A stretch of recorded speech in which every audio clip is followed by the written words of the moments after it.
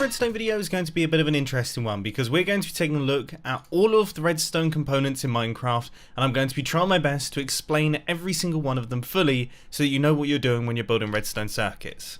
The first component is the redstone block.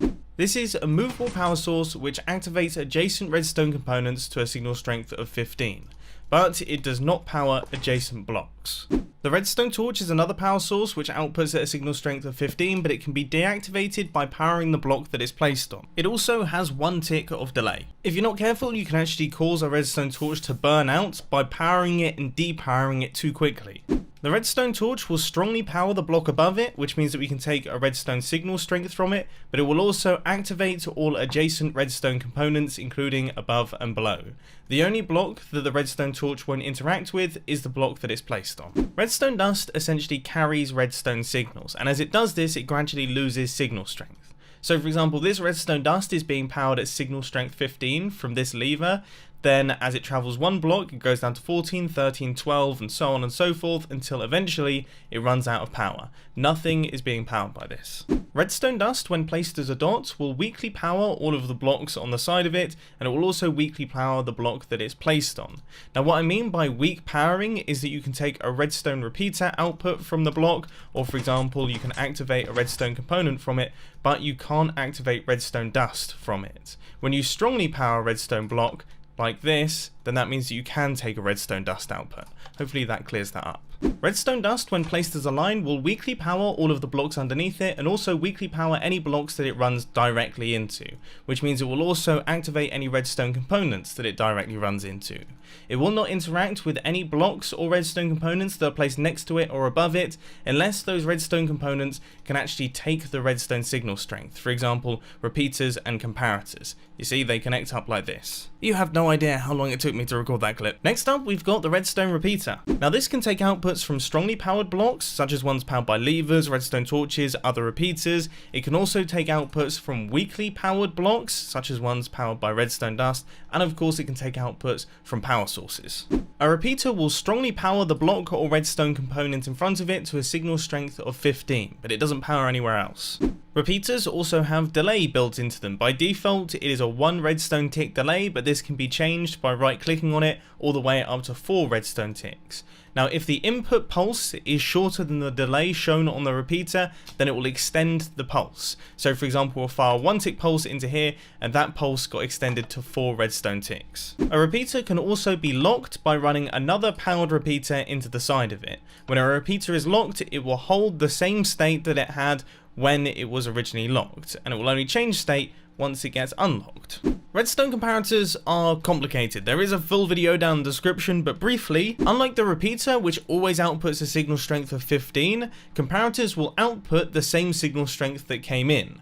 For example, we've got a signal strength of 8 running into this comparator right here, and it's outputting a signal strength of 8. And this information is carried through multiple comparators. So you can see we've got a bunch of comparators here, we've got 8 running in, and we still have 8 running out. If the comparator is in normal mode, aka that little light isn't switched on, then it will stop giving an output if the signal strength running into the side is stronger than the signal strength running into the back. If the redstone comparator is in subtract mode, then it will subtract the signal strength that comes into the side from the signal strength that is coming into the back. For example, we've got a signal strength of 8 running into the back there, and we put in a signal strength of 7, which means we output a signal strength of 1. Comparators have 1 redstone tick of delay, and they will strongly power any block that they run into. Comparators also have the special ability to take redstone outputs from filled containers, and the redstone signal strength being outputted is proportional to the number of items on the inside of the container. I'd suggest checking out the wiki page to see which containers are compatible and also how many items need to be inside for the signal strength to change. They can of course also take redstone outputs from strongly and weakly powered blocks as well as power sources. I'm a little bit terrified because we've only done, what, 5 of the items so far? We still have quite a long way to go. So let's speed things up a little bit. The stone button strongly powers the block that it's placed on for 10 redstone ticks. It also powers all redstone components that are adjacent to it, above it, or below it. The wooden button does exactly the same thing, but it gives a slightly longer pulse of 15 redstone ticks. The lever behaves in exactly the same way, but instead of giving a pulse, it gives a constant output, switched on or switched off. A stone pressure plate will strongly power the block underneath it to a signal strength of 15 when a mob or player stands on top of it. it will also activate any adjacent redstone components or any redstone components on top of it. When the mob or player stands off of the pressure plate, then it will deactivate 5 redstone ticks later. The wooden pressure plate works in exactly the same way, but unlike the stone pressure plate, it can detect items and other entities such as experience orbs. The gold pressure plate works in exactly the same way as the other pressure plates, but instead of giving a signal strength of 15, it will give a signal strength that corresponds to the number of entities on top of it. For example, currently there is 1 entity on there, and if I throw down another few, then you can see that the signal strength increases. And it can increase right the way up to a signal strength of 15. The iron weighted pressure plate works in exactly the same way, but instead of dealing with single entities, it deals in groups of 10. So for example, if we place 10 villages inside here, so that's 1, 2, 3, 4, 5, 6, 7, 8, 9, 10, we're still in the first group, but as soon as we move into the next one, you will see that the signal strength increases. Stop making noise, I'm trying to make a video here. A tripwire is created using 2 tripwire hooks and then connecting them up with string. Now the maximum size of a tripwire you can create is 40 blocks. A tripwire hook will strongly power the block that it's connected to when an entity interacts with the string, and it will also activate any redstone components that are directly next to the tripwire hook, including above and below. It will also give a pulse of 5 redstone ticks when the string is broken, unless the string is broken by a player with shears. The daylight sensor outputs a signal strength that is proportional to the daylight that it's receiving, and it activates all redstone components that are directly adjacent, including above and below, but it does not power any surrounding blocks. It can also be toggled into night mode so that it does exactly the same thing that it did in daylight during the night time. The lectern is a new one for Minecraft 1.14. I didn't really think of it as a redstone component, but it's in the redstone section, so I suppose we probably should cover it. And what it does is it gives a comparator output that is proportional to the amount of the book that has been read in the lectern. So for example, here we have a book with 15 pages. Right now we're on page 1, so it's giving a signal strength of 1. If we go through to page 7, then it will give a signal strength of 7. Next up, we've got the trap chest. Now this will output a signal strength of 1 constantly while the chest is open. Now this will strongly power the block underneath it, and it will power any adjacent redstone components and any redstone components on top as well. As you guys know, I absolutely love the Observer. It's an extremely interesting redstone component. It can detect block updates with its face, and it outputs them through this section right here. Now it outputs a signal strength of 15, and it strongly powers the block that it's facing into, and it does it in the form of a 1-tick pulse.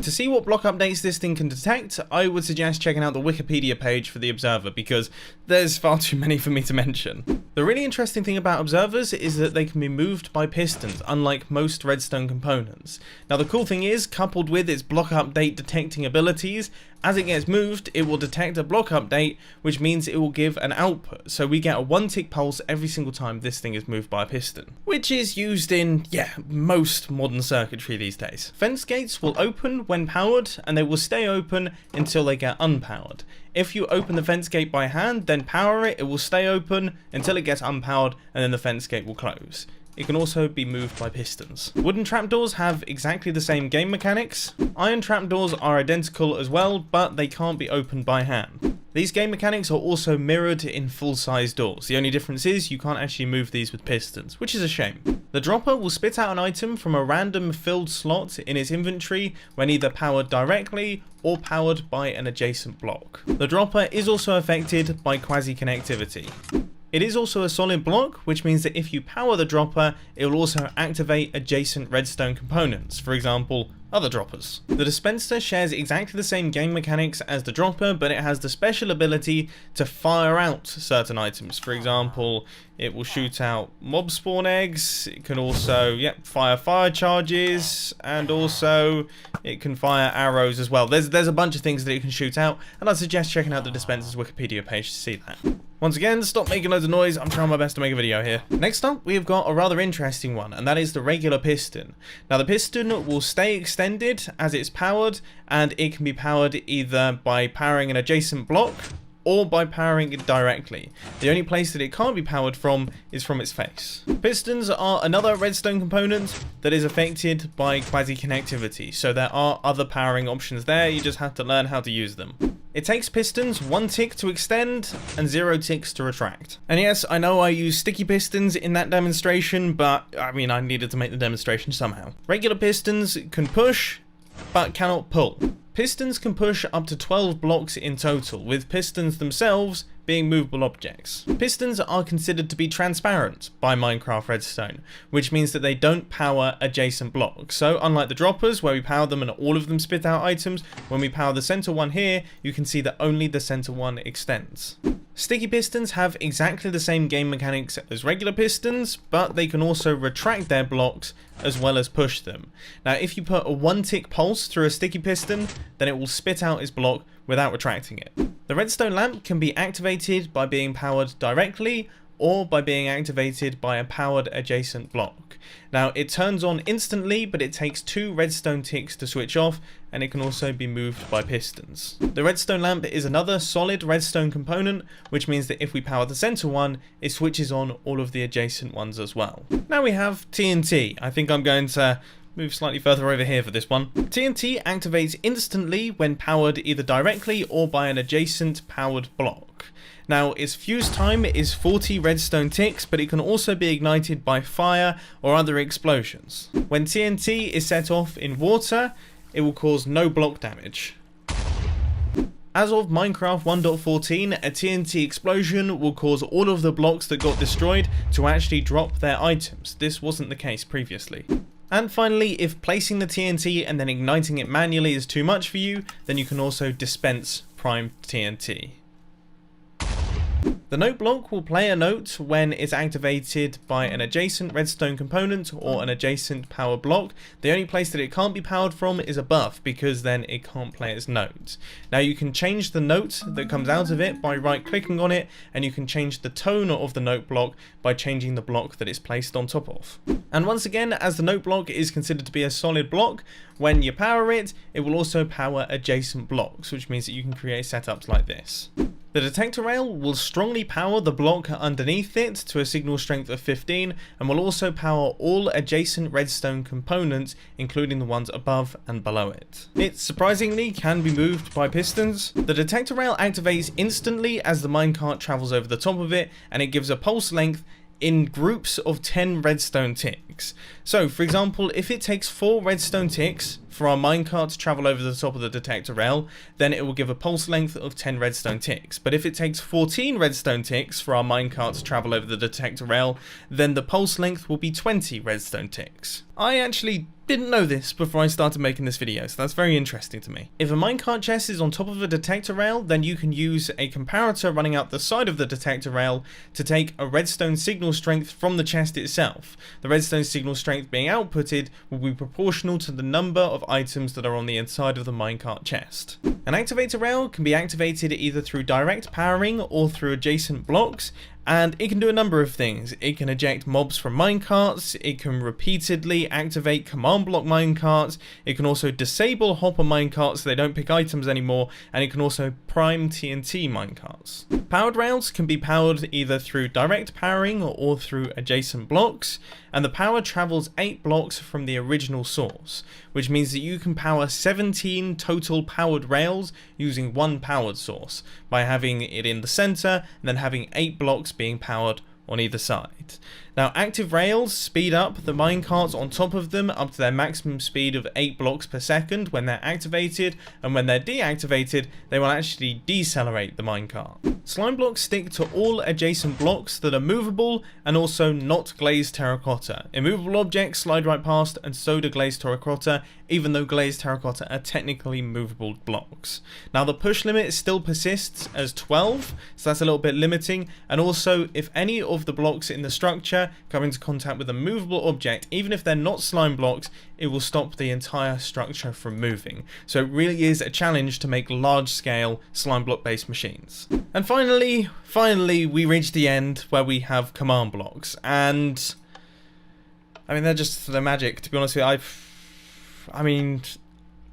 I don't even know if I can explain yet. You know what, I think I'm gonna leave that to someone else. I do hope that you've enjoyed this redstone video. It's been a lot of fun to make. If you have enjoyed it, please hit that like button, and if you loved it, then make sure to subscribe. But thanks for watching, guys. This has been Mumbo, and I'm out. I'll see you later.